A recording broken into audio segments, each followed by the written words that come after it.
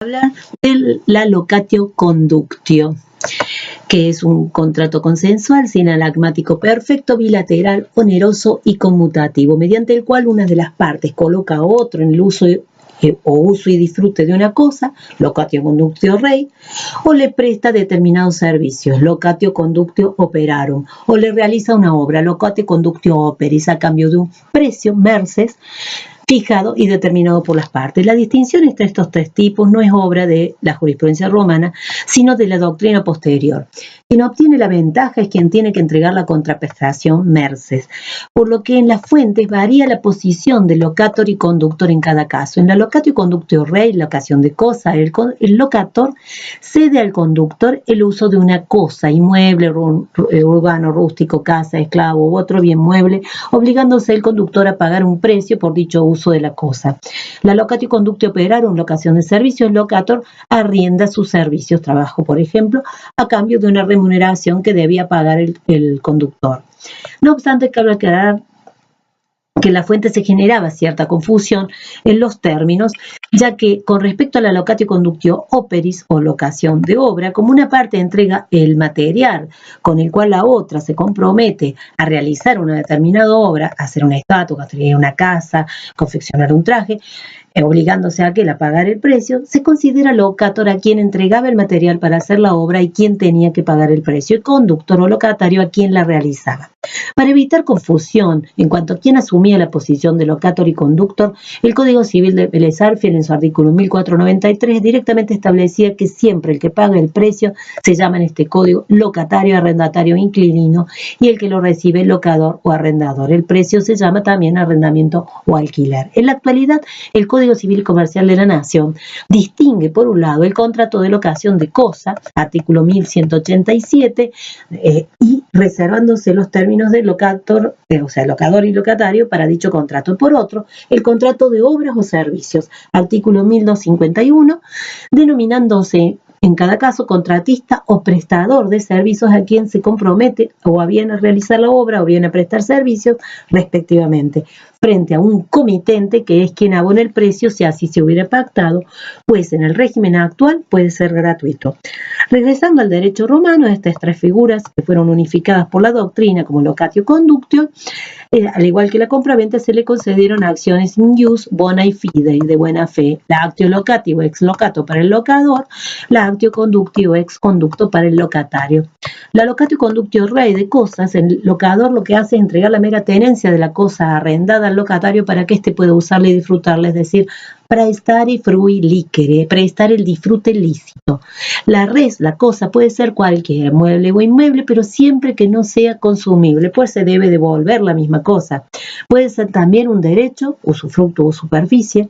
Si era casa, se llamaba locatario inquilino; si era un fundo, se lo llamaba colonus. La obligación del locador principal era entregar la cosa apta para su uso, asegurando el disfrute utifrui durante el tiempo convenido. Semeja la situación con el usufructuario, la situación del locatario, pero mientras este tiene, o sea, el usufructuario tiene un ius in re aliena y tiene una actio in rem, vindicatio usufructum, una vindicatio usufructum para protegerlo, el locatario solo tiene una actio in persona, una acción en persona, y carece de derecho real alguno. Daba entonces la simple tenencia, pero le permitían el interdicto de vía armata si era despojado por la fuerza de las armas. El locador debe entregar la cosa de modo que sea apta para ser utilizada y responde ante el locatario por los vicios que la cosa tenga, debiendo hacer las reparaciones que sean necesarias para que sirva a su destino. La regla es periculum es locatoris. En caso de que la cosa se pierda o se torne inútil para su uso y disfrute, el locador carga con el periculum de la pérdida de la cosa, si es por su culpa o por fuerza mayor, por ejemplo un terremoto que arruina la casa locada. No queda por tanto entonces el locatario debiendo pagar ningún alquiler. Obligaciones del locatario. El locatario debe pagar el precio merces convenido, que era en dinero. En arrendamiento rústico se admitió el pago de una pensio como cuota pars, que se llamó colonia partiaria. El locatario debe usar la cosa conforme a la naturaleza y destino de la cosa según lo convenido en el contrato, siguiendo las reglas de la bona fide, de la buena fe, para poder restituirla al finalizar el contrato, sin deterioro, salvo lo que proviene del uso normal. Responde no solo por su dolo, culpa, sino también por custodia, diligentia in custodiendo, y se debe comportar como un diligens pater familias, un diligente padre de familia, respondiendo incluso por furtum, salvo cuando, pese a su exacta diligencia, la cosa lo mismo se hubiere destruido o deteriorado. Salvo por el contrario, el locatario puede percibir los frutos si el locador era el propietario y subarrendar. Puede pedir reembolso de gastos necesarios y con Justiniano hasta de los útiles. Al concluir el contrato debe restituir la cosa al locador. Generalmente se concedía por un lustro, 5 años, y salvo relocatio tácita, que se permitía al locatario continuar la locación, si el locador no se oponía, si no había término, concluía cuando el locador o locatario lo dispusiera, sin previo aviso. Si el locador decide vender la cosa, constituir gravamen o priva del uso de la cosa al locatario, no tiene derechos contra terceros, solo puede pedir daños y perjuicios al locador mediante la actio conducti. La regla aquí es que la compraventa rompe la locación. La locatio conductio operis o de obra es cuando una persona se compromete a realizar una obra o trabajo determinado mediante un pago de un precio. El objeto no es el trabajo, sino el resultado ya acabado. La obra se realiza con materiales suministrados por el locador, pues si eran del locatario se trata de compraventa y no locación. El concepto de opus es amplísimo: transformación, manipulación, reconstrucción, limpieza, transporte, instrucción del esclavo. Si la obra era encarga de intuitu persona, es decir, en función de las condiciones propias de la persona, del obrero, no podía hacerla ejecutar por otro ni subarrendarla, y la muerte del obrero extinguía la obligación. El precio se paga a la conclusión de la obra. El locador debía resarcir al locatario por los daños irrogados por las cosas que entregaba para hacer el opus, salvo culpa propia de éste. El periculum corría a cargo del contratista hasta la entrega de la cosa, salvo fuerza mayor. Responde además por la custodia de la cosa y por furtum y por su impericia en hacer la obra.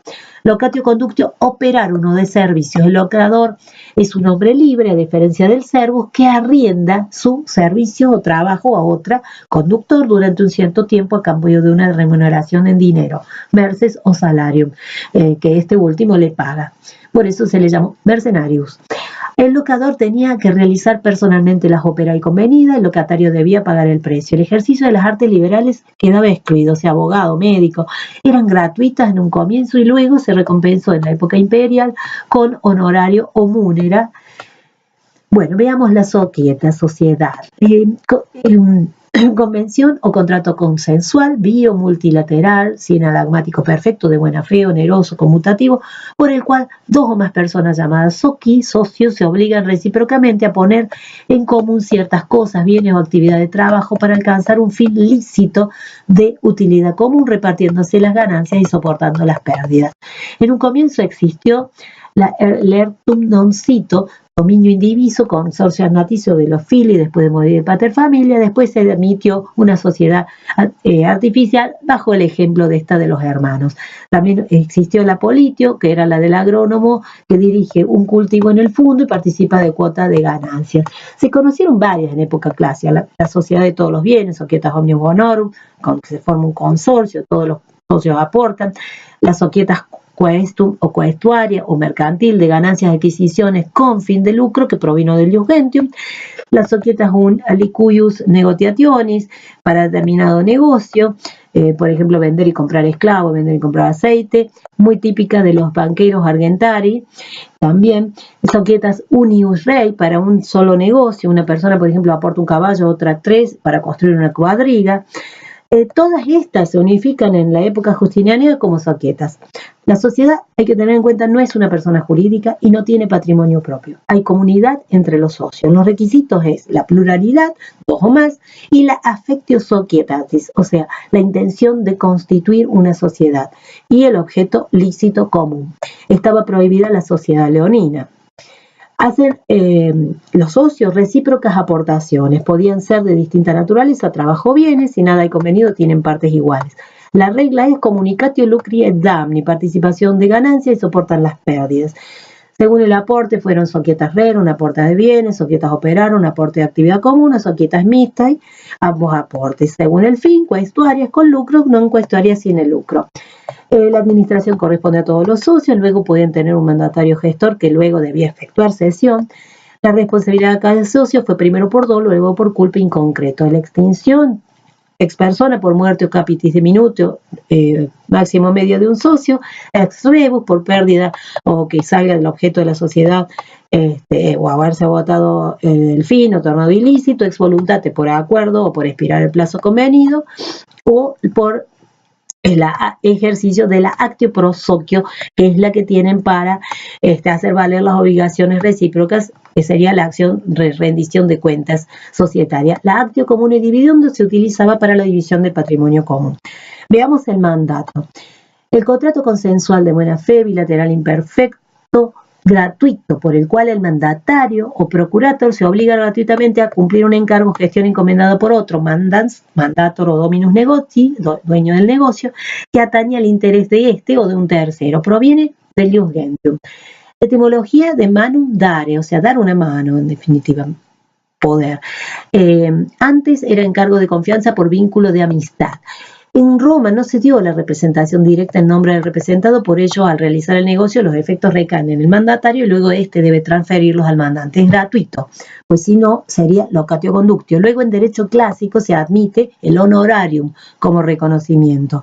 El contenido del mandato debe ser lícito, acorde a las buenas costumbres. El negocio puede ser en interés del mandante, de un tercero o conjuntamente del mandatario, pero no puede ser exclusivamente en interés del mandatario.